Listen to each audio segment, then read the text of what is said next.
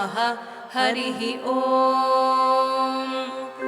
गणानां त्वा गणपतिं हवामहे कविं कवीनामुपमश्रवस्तमम् ज्येष्ठराजं ब्रह्मणां ब्रह्मणस्पत आनः शृण्वन्नोतिभिः सीदसादनम् महागणपतये नमः प्रणो देवी सरस्वती वाजेभिर्वाजिनीवती धीनामवित्र्यवतु आनो दिवो बृहतः पर्वतादा सरस्वती यजता गन्तु यज्ञम् वाग्देव्यै नमः ॐ शान्तिः शान्तिः शान्तिः हरिः ॐ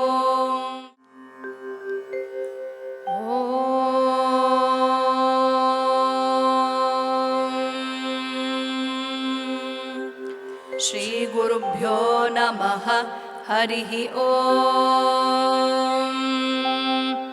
हिरण्यवर्णां हरिणीं सुवर्णरजतस्रजां चन्द्रां हिरण्मयीं लक्ष्मीं जातवेदो आवह तां आवह जातवेदो लक्ष्मीमनपगामिनीं यस्यां हिरण्यं विन्देयं कामश्वं पुरुषानहम् अश्वपूर्वां रथमध्यां हस्तिना आदप्रबोधिनीं श्रियं देवीमुपह्वये श्रीर्मा देवी जुषतां कां सोऽस्मितां हिरण्यप्राकारामार्द्रां ज्वलन्तीं तृप्तां तर्पयन्तीं पद्मे स्थितां पद्मवर्णां तामिहोपह्वये श्रियं चन्द्रां प्रभासां यशसा ज्वलन्तीं श्रियं लोके देवजुष्टामुदारां तां पद्मिनीमीं शरणमहं प्रपद्ये लक्ष्मीर्मे नश्यतां त्वां वृणे आदित्यवर्णे तपसोऽधिजातो वनस्पतिस्तव वृक्षोऽथ बिल्वः तस्य फलानि तपसानुदन्तु मायान्तरायाश्च बाह्या अलक्ष्मीः ॐ शान्तिः शान्तिः शान्तिः हरिः ॐ तत्सत्। Namasarvebhyah. Today is the second day of the very auspicious Sharan Navaratram. Devi manifests as Brahmacharini in the second day. Yesterday was her Shaila Putri Avatara. She was born as the daughter of King Himavan of Himalaya. And we all know the story of Kalika Purana and many other Puranas where the story of how Parvati married Shiva is described.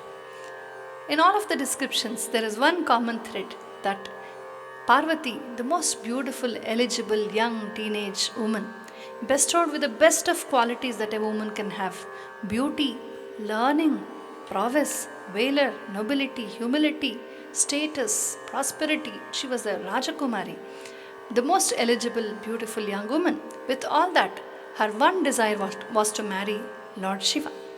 When she was just a child, the sage Narada, Devarshi Narada approached.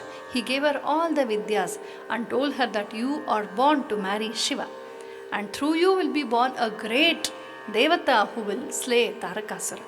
So, in a very tender age, the seed of love for Shiva was sown in her heart by none other than Devarshi Narada.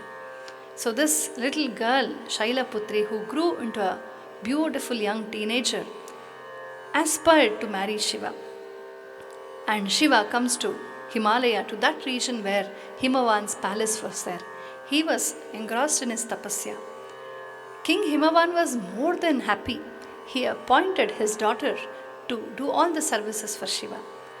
She dismissed all the servants and did all the chores herself, cleaned the ashrama and prepared everything for his puja, with one hope that Shiva will look at her and bestow her boons to her and she can seek to be married to him. But Shiva was deep in his own Adhyatmika Loka. He was lost in meditation and never ever did he ever notice her. But Parvati had all the patience to wait. In the meanwhile, the Devatas were very impatient. So they uh, persuaded Manmatha and Vasanta to go and create a kind of artificial spring season and somehow inspire the feeling of romance in Shiva. Manmatha was trembling because he knew what Shiva is.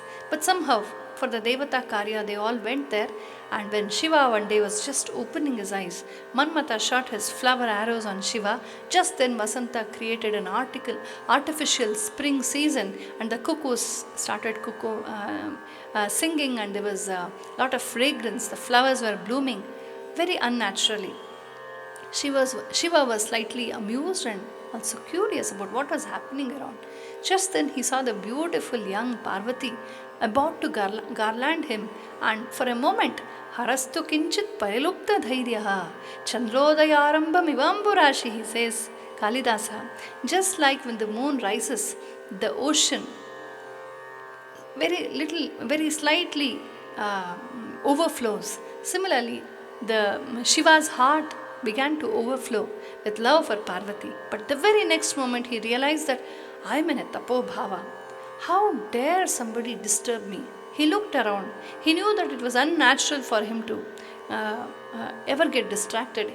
He saw there, red-handed was Manmatha, just having shot his arrows, and Shiva was angry. He opened his third eye, and Manmatha was burned to death that very moment. So Shiva, in disgust, left the place to some other place for tapasya. Manmatha was burned to ashes.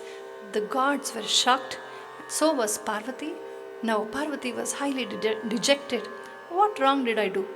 I never tried to distract Shiva. I never came in his way of his tapasya. What shall I do? But as a true woman of worth, substance, she tried to find the reason for Shiva having ignored her. She realized that she had beauty, she had brains, she had prowess, she had prosperity, she had status, but she lacked tapasya.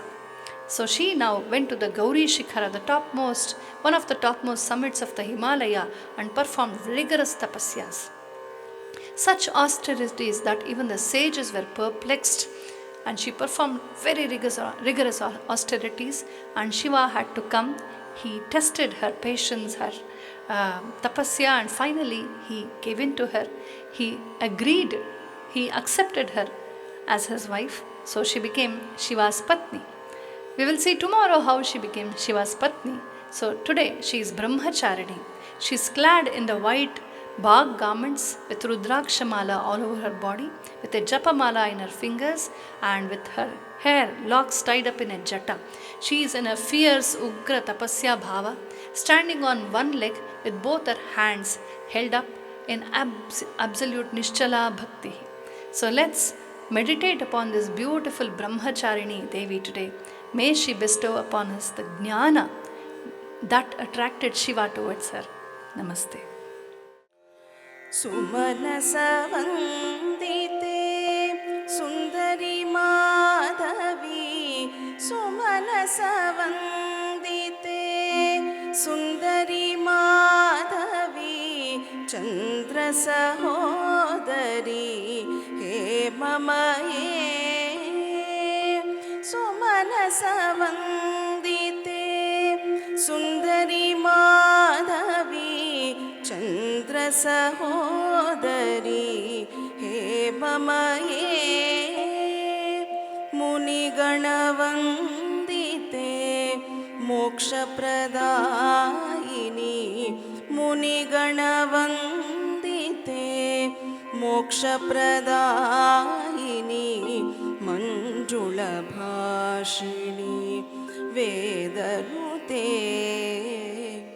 Pankajavasini Devasupujite, Pankajavasini Devasupujite, Satgunavarshini Shantiyute, Pankajavasini Devasupujite, सद्गुणवर्षिणि शान्तियुते जय जय हे मधुसूदनकामिनी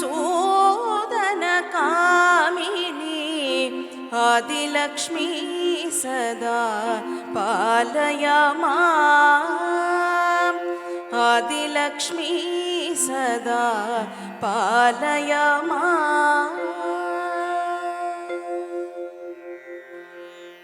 I कलिकल्मषनाशिनि Kamini I कलिकल्मषनाशिनि Kamini वैदिकरूपिणि वेदमये I कलिकल्मषनाशिनि